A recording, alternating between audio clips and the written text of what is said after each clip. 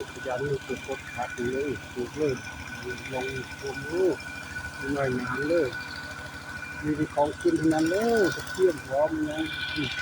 ตักที่กำลังกินเป็นเลยเลยตักที่ตักที่นี่เสือนี่ป้าเลยลูกเลยน้องเลยนี่เตียงอันเขาจะเลิศพวกนี่ไทยยังยิ่งเบิด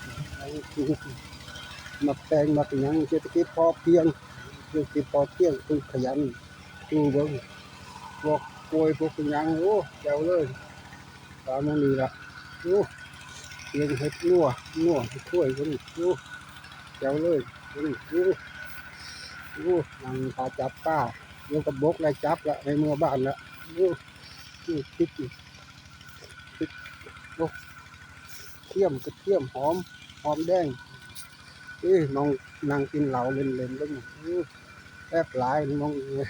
นั่งกินดูป้าเลยโอ้แจ๋วเลยโอ้ท่านประธานใหญ่อะไรอยู่ถ้าโมมือ